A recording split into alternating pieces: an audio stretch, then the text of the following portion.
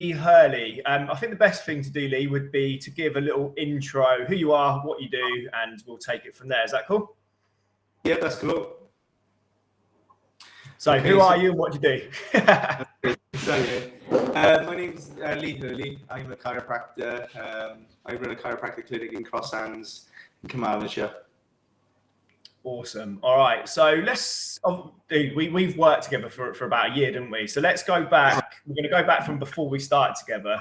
What was going on for you in your health and fitness that made you reach out? Obviously, there was something going on that you weren't happy with. What was going on and what made you reach out, Leigh? The biggest thing for me more than anything, I used to train regular. I was in the gym 7 days a week at one point, and I kind of lost the love for it. Especially during COVID. Like most people, the gyms were closed, so you couldn't exercise, and you got into a routine, and then habit forms, working long hours, working obviously 6-7 days a week at one point. So obviously just not finding the time really. So there's a poor excuse because I always say to people, you need to find the time, and I just won't find the time myself. So that was the biggest thing. And I think being on holiday was the final thing that made me realise when I put clothes on which were too tight, which I wore previously, which were fitted, and also being on the scales and realising that I was sitting at a weight that I never ever wanted to be at. To be honest, trousers were too tight on me, and like I said, I just felt unhealthy, even just climbing the stairs and all. I just felt out of breath, didn't have the energy or the want or motivation to do anything really. And I always think, I think you saw a previous client of mine, like Troy, obviously had an incredible transformation. How long were you thinking about reaching out before you did? Because I think that can be a bit of a barrier for people, right? I want to do something. Massively. I remember obviously Troy and I having a chat about it and seeing which inspired me, to be honest, to see him. And he was always in good nick anyway, but I realised obviously, and even he'll admit to it, he'd obviously let himself go with training, family life and all that. I remember him saying to me, and he came in the one day, obviously, and we were chatting, and he looked amazing. He looked obviously really, really healthy and fit, and I'd been following his progress on Facebook and seeing that he'd obviously lost weight and he was putting good muscle on. And he talked about you and saying how it'd been a great help. He'd joined the coaching program with yourself. And so it was probably about a year, if not 6 months, to be honest, you thinking back on it. But I'd seen the photos and videos before that as well, and then he actually spoke to me personally and said, you want to look at obviously on the chat with me. So I reached out to you in the December. I come back from holiday, and then I just messaged you there and said, hey Mike, I need help with this. So I think with a lot of guys especially, they'll see someone like Troy, have that transformation, then maybe they want to do something. How did you find that process of reaching out? Because it's vulnerable, isn't it? You're asking for help with something. How do you find that, Leigh? I think the hardest thing, because I've done all my coaching and all that, and I just needed a refresh, and that was the other thing really coming on board with you, is just to sort of get a better relationship with obviously exercise and diet and nutrition really, and get an understanding of it again. Because as much as obviously you learn these things and you do them, sometimes you get into the habit of doing them, and you need someone to almost point it out, someone to inspire you really. So for me, reaching out to you was a vulnerable thing in a way, because having to admit, right, I need to do something about it. But that was half the battle, because once I made that decision, I'd already started exercising again, ironically, because I was like, I needed to do something about this. So I was really keen to hit the ground running, and like you were keen to obviously start in the January, and I was like, no, I'm ready to go now, because I want to go now. I made that decision, and I want to do it right now. So in fairness to you, you started me on the training program fairly quickly in the December, and then we took up the calls then in the January to get moving, and obviously that was the catalyst really. If you look back now to what was going on, what do you think it was? Just a case of business getting too busy, just life just getting busy? Because obviously you said you trained before, you pretty much knew what to do, right? But maybe just stresses were going on. What do you think was going on for you? I think laziness, to be honest. I can honestly say that I was busy and I just made up excuses. Like for me now, going to the gym is easy now. It's almost like brushing your teeth. You do it because that's what you do.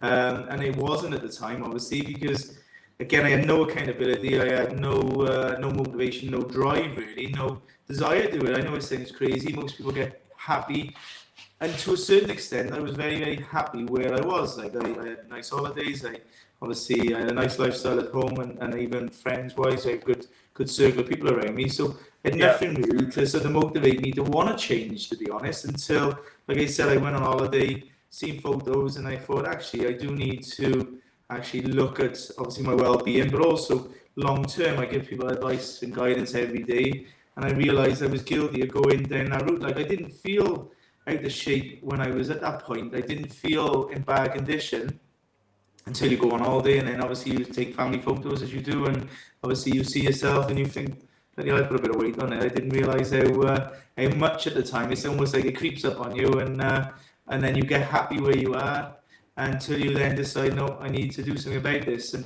obviously it was more about like I said, the diet and the well-being for myself really, and obviously having a better handle on things, having more energy to do things and want to do things. Yeah, nice. I think people, when they join a program, think things are going to be like really extreme, or are going to have to be in the gym 5 or 6 times a week. I'm going to have to live off like chicken and broccoli. So in terms of your like transformation, what were like the biggest things that you implemented that worked for you? Because it's important that it works for you, right? Yeah, definitely. For me, I like routine. So knowing that what days I was going to be training was obviously the key. Yeah. So obviously knowing what I was going to be doing when I went to the gym, so on a program to follow, made life nice and easy as well, because all I had to do is just literally do it, even if I didn't have the energy to do it. And don't get me wrong, like after 10-hour day in work, it wasn't really enticing, especially when the weather was bad or cold, to want to go to the gym and obviously get in the gym. Ironically, in the summertime, obviously it was the best place to be because the air conditioning was on and it was absolutely warm at times, so it was a nice way to cool off. But for me now, I find going to the gym is a massive de-stress before coming home, especially if I've had a busy day in work. It gives me a chance to sort of recharge in a way. It'd be like going to sleep. So going to the gym for me is a way of almost plugging in, taking my brain off everything that's going on around me, and just concentrate on that for that period of time. But like I said, the biggest challenge for me was just getting in the gym. And once I overcome that chatterbox in my brain telling me to train, it made life so much easier. Telling me not to train, sorry, because my brain would sometimes say, oh, you're too tired, you haven't had enough sleep, you haven't had enough food. Getting in the gym and doing a workout, I leave there with more energy, and I actually didn't feel that need to want to snack or want food then as much as I used to. And you when we first started, you were doing like 60, 70 hours a week, right? And now what's the difference now? Because your business has grown as well because of what you've done, more energy, you've lost the weight, so you've taken more challenges in business. You used to do 60, 70 hours. What's your work life look like now? And how's your business growing? It's a lot better. Obviously, outsourcing and getting things done was a big game changer. Obviously, for a long time, and obviously, I tried to do everything myself, and I was on the go all the time. So whether I was in work or not in work, as much as obviously I was doing those hours, it was thinking about work, doing courses, doing training. I was doing way too much, to be perfectly honest with you, and that was why I didn't have any more energy in me. So I had to realise what was important, what needed to be taken care of, and what needed to be done and not done, really. So obviously getting other people and delegating was a big thing for me. But so that allowed me to have more time to focus really on myself, which gave me more energy to do my job as well. Yeah, because obviously, like you are a business owner. You have grown your business, and I think last time we spoke, you was down to what, 3.5 days a week? Yeah, 60 hours, 60, 70 hours. Yeah, to be honest with you, I've been doing that for a long time anyway, and since COVID, to be honest with you. So way before that, obviously, I was doing those hours. But COVID came along, and that was a big game changer for me, really. But like I said, although I wasn't actually doing those hours in work, I was doing them outside of work. So I was always doing something, even sort of going and picking up, obviously, materials for the clinic. Now we just order it. So I didn't have to spend that time running around doing the jobs I didn't need to do, really. So your work life is obviously more efficient. It's grown as well, right? How are you feeling about that? And do you think, I guess, like sorting yourself out, do you think that was the catalyst? Yeah, to be honest, it was really. Like I said, from the point of view of being able to clearly think as well, really, being able to do the job and being in the zone whether I was in training, whether I was in work, whether I was at home, really. Before it was just like so much going on, just didn't have the clarity or didn't have that focus. So obviously by getting myself fit and healthy, obviously allowed me to take on more challenges, more stresses. Whereas before, obviously, they weren't easy to deal with. It was easy to bury your head in the sand and not take care of stuff that needs to be really taken care of. Yeah, I always think of it like this, people have very stressful lives with a lot of going on, you balancing like all the plates, and it's like almost like trying to look for a window that's all dirty and muddy. And then once you get more energy, once you get a bit more like focus, you want to take on those challenges, and that window just gets a little bit cleaner, so you can like see a lot more clearer. What do you say, like, if you're sitting in now, right? We worked together for a year. What's the biggest wins, the biggest changes from where you were to where you are now, Leigh? So from a physical point of view, the biggest wins are dropping myself down from 15.5 stone to 12 stone. That was always my sort of target, which was huge within a year. Yeah.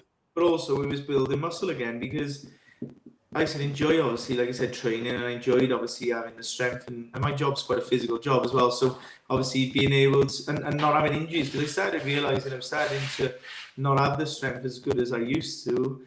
So getting that back was a massive game changer. From a mental point of view, I had more energy. So therefore I could actually go to the gym. I wanted to go to the gym. And also I had more energy to be in work and to be able to focus on what I was doing as well more, which was brilliant. In drinking more water, I used to drink loads of water at one point, and obviously being regular with water, so I'm up to sort of 2 to 3 litres a day of water, which is brilliant. And then from a dietary point of view is making better diet choices, getting rid of the chocolate, getting rid of the biscuits and stuff like that. And yeah, I enjoy them now. I still go back to it, so I'm not completely against all those things, but everything in moderation, really. Where before I come home on a Friday and couldn't wait to crack open a couple of beers and all, I wouldn't drink in the week, but I would on a Friday. And now it's like, do I want one? Do I need one? I'll have one now and again if I fancy one, but I don't do it all the time. And you had the service station habit, wasn't it? When you were getting the petrol? Yeah, so again, breaking that habit was fill the car up once a week, so I didn't have to go near the petrol station. Because it's easy to go to a petrol station and see a bar of chocolate for £1 on the side and think, oh, I'll grab that. Now I have a protein bar, which, okay, is all chocolate as well. It's a little bit more expensive for the calories in one respect as the cost of them, but I have that craving and I get rid of that craving. And I'm getting the protein at the same time as well. So again, not having that need for eating it, because I could easily eat a bar of chocolate and a packet of biscuits in one sitting, to be honest. I always think that people, again, that join the program think it's going to be quite extreme, or maybe they have some concerns that they might not be able to do it. Did you have any concerns at all, or were you? I was a little bit apprehensive, obviously, coming on the calls, because I was obviously having to tell people how I was and what I wanted to change and what I was obviously struggling with. But it was really helpful, because the guys on the calls, including yourself, were really supportive, which was important. And obviously having the accountability as well. So the great thing about it for me was, every week I check in with you guys, we'd share wins and our obviously struggles and stuff like that, and obviously our aims for the following week, which was really good, because it gave you a chance to actually think about it, because you don't get enough time sometimes to reflect on what successes you've achieved and obviously what you're struggling with sometimes, because you just get on with life and you get busy. But by facing the challenges, whether they were obviously work or gym challenges, stuff like that, allowed you to then obviously deal with them, but also having the support from each other, and knowing that you were all in a similar sort of boat, really, and being able to offer advice and guidance. People who had been on the program longer will be able to share their stuff, and realizing you're not only one that's struggling, really. Yeah, nice. I think that's really powerful, and you touched on that, because I think weight loss, a lot of the time it can be quite lonely, and it's always about restricting calories, and sometimes it can be quite a lonely journey, not that exciting. Like you said, how do you find it being in the group with the other guys, like hopefully inspiring each other, right? Yeah, definitely. And I think obviously seeing some of the achievements people have done, like and each person had different goals. I mean, whether it was to run or whether it was to obviously get a job promotion, stuff like that. All those things weren't just about the whole fitness and all that, but obviously learning again about nutrition and obviously looking at obviously what is in products. That was quite interesting, and seeing what people's dietary needs were, and also what bad habits people had, and going, shit, that's me, that is, or no, actually I don't do that anymore. So that was really, really good, because each person, like I said, along the journey, you could see where you were, where you wanted to go, and everything else as well. Yeah, nice. I think it's really cool that you can get a group of guys together that are okay with going, do you know what, this is what's going on. This is like my diet, or like some of the struggles I've got. And you go, right, as a team, so I think it's important everyone feels like a team. We're in this together, right? Oh, definitely. I think as guys, unfortunately, where it is to do with emotional stuff or anything else, we don't tend to talk as much as we should do, really. We're not very good when it comes to that. So having it, obviously, the ability to be able to reach out to similar people who are obviously having similar struggles. And I see it a lot in practice, where men sort of hit their 20s, they're obviously fit and healthy, they've been training all their lives from sort of childhood, and then obviously they get married and they have a family and they get work commitments, and they then let themselves go, really, and then it's like getting back on track with them. And obviously I could see that with myself, really, reaching sort of 45, and I didn't want to hit 50, where I was overweight, not in good condition, feeling really, really tired and unwell, and then hitting sort of retirement age after that, then, and not being able to take care of myself. So realizing, obviously, it's all well having a bank where you save money and you obviously prepare for your future and having a pension, but if you haven't got a health bank, when you get to your retirement age, you haven't got the ability to enjoy it, really, and obviously be able to live a good sort of retirement. Yeah, absolutely. You know, like you say, there's no point having plenty of money in the bank getting to retirement age. And, you know, most things people want to do, you do need a level of physical fitness and mobility, don't you? You know, to travel and have nice holidays. Obviously, Leigh, you know, you took maybe 6 months to a month to reach out. So sometimes it takes people a little while, because it is, like I say, it is vulnerable asking for help. And there can be that apprehension of, oh, I've got to make some changes, I've got to face some things. So if someone has been following my stuff for a little while, what would you say to them? I would definitely say reach out. There's nothing to lose. Just jumping on a phone call where you might really getting to know you, and obviously you're such a laid back, easy person as well, which is brilliant. And you meet people where they are, rather than obviously put such demands on people. Because I think for some people, making a change in their life, whether it's leaving a job they don't enjoy, or whether it's changing their mindset and their well-being, that's a really painful thing, to be honest with you, because you leave yourself open, you leave yourself vulnerable to be able to have to do that. And some people don't want to make those changes. Some people are not ready for them, but some people are really, really scared as well. And I think sometimes when you're scared, obviously it's the best thing you can do is to make those changes, because then that helps you to obviously overcome that fear. But I think obviously jumping on a call with you and having a chat to see if it's suitable for them, and if they're at that point, because it's like we've spoken about before, you can lead a horse to water, you can't make a drink. You've got to be wanting to make those changes. And for me, when I actually did reach out to you, I was at that point where I needed to make the changes. So I was very, very grateful to have you to be able to meet me at that point. Yeah, Leigh, you know, you smashed it, to be fair, you know, because in any coaching relationship, like you say, you know, you've got to meet that person halfway, and you know, you it's a bit early for swearing, but you know, you did, mate. You know, you smashed it week after week. Of course, there's different challenges, but you did smash it. You stepped up to the plate, and that's important to realize. You know, you can be in a coaching program, but you've got to do the work, and you definitely did that. Well, put it this way, when I went on holiday, which was obviously the similar time, the year later, I was in a different place, like physically, mentally. Do you know what I mean? My body has shaped itself. I dropped down a trouser size, and even they were loose in the end as well. But even the clothes size, like when I put shirts on and stuff, which I wore previously, because you have your typical holiday shirts you stick away, you never see until the following holiday. And in fact, I was thinking, actually, I could get rid of these now. They don't actually fit me anymore, because before they were really tight, now they were quite baggy on me. So that was really, really nice. And like I said, I was hitting the gym all the way throughout my training, which I always did anyway.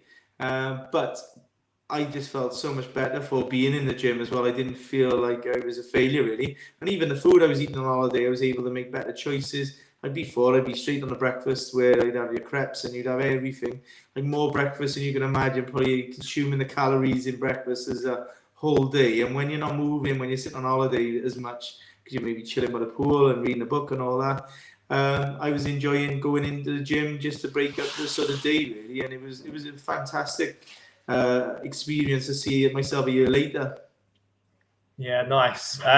All right, let's wrap up with, like, I know you said the biggest wins, but what about sort of like, I guess, the biggest takeaway of like the whole experience? What was the biggest takeaway for you, or the biggest mindset shift, some of that?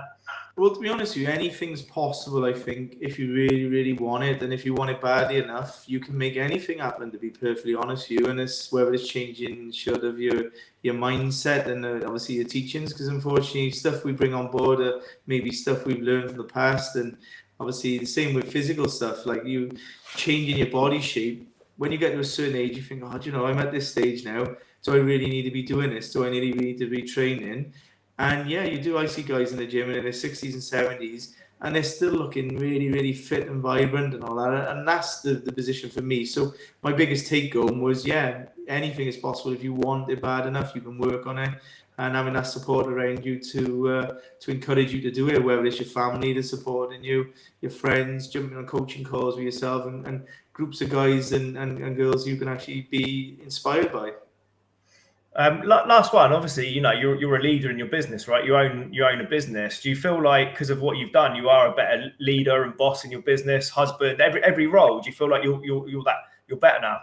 Oh, definitely. Like I said, psychologically, just there's an element inside you that just feels stronger, feels mentally prepared as well. And I think that is a big thing, really. If you're feeling good in yourself, then obviously that helps, almost vibrates into other areas as well. Yeah, I call that the ripple effect. Like it's no surprise when I see clients come into the program, they make changes that suddenly they're closer sometimes to their kids. So I had a call with a guy yesterday. He was like, we're doing much more with his daughter. It was like awesome, we going for weekends away, like make closer to partners, because you're less stressed, you got more energy. It's kind of obvious, isn't it? Right? Oh, definitely. I think that's the thing. It's interesting. I remember years ago having a conversation with someone who was a TV engineer, and he went to somebody's house. This is back in the day when they used to come out and they'd fix your TVs or take away. And this lady, he said he went to the house, and her and her husband were very, very wealthy people, and her husband was an executive of a company, and the TV had broken, and she was worried because her husband used to come home and enjoy just plumping himself in front of the TV, and that was it for the night. He'd have his food, he'd go to bed, and his sort of cycle repeated.